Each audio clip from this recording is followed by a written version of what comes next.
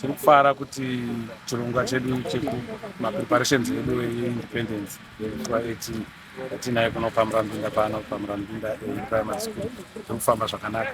Iye zvino pano ndo pavenue pedu pari kuvakwa machanging rooms. I think around 40% completion.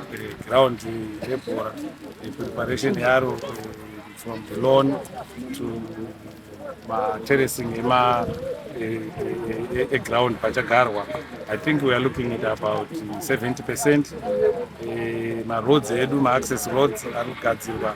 Ekuya pano pavenue, I'm looking at something like another 60%. Murambinda Rechnafu yagradwa. We are over 50.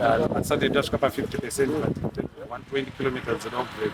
The last time we were lift, which is like a day or so ago, over 60 kilometers, which is very positive. Pothole filling, yes, I said yapera, chine portion chakashata arina kugadzirwa, but vasara kuti pasara it's probably 30 to 40%. We are happy that everybody is doing their part. My resources anga akambo tinonokei kuya auya manje. I'm sure we have more or less what we requiring, but we still require more because as you preparing something like this, there are always new changes to not arise. My schools are and we are happy to say they are now slowly moving on to the ground to start work, and we have been promised that they will be able to complete those innovations. As Manicalanders, we've welcomed this honor with humility. We are going to show our appreciation by coming in our thousands. I can assure you there will be a lot of people here on the day, and we are leaving no stone unturned. We are encouraging people to come. We have told them this is their time. We can only have something like this maybe after another 10 years from now, and for sure this is our opportunity. We are telling people to come and witness many things that they have never witnessed in their life. For example, we're going to have Dynamos and Highlanders playing here, just in the pitch over just behind me.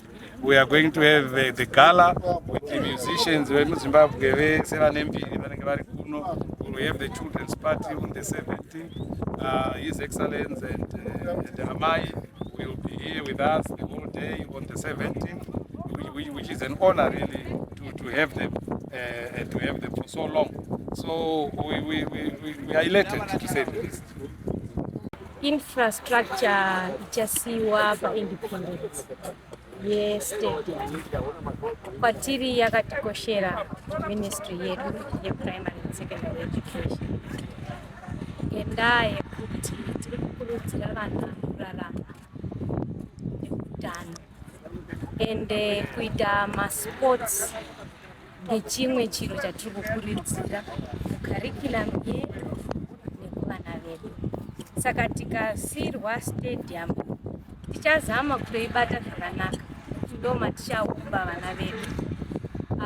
Unotokwanisa munhu kuita career ngemasports, kutamba bhora, soka, rinoita zvakawanda, rugby rinoita zvakawanda, hockey rinochinjwa kuita ground rekutambira mitambo yakawanda, kugwinyisa mwiri, kurerusa pfungwa chero mukasatamba sport palevel yekusvika kuenda kumacompetition, asi kutoita as a part of exercise kuitira kuti mwiri yenyu irambe yakagwinya.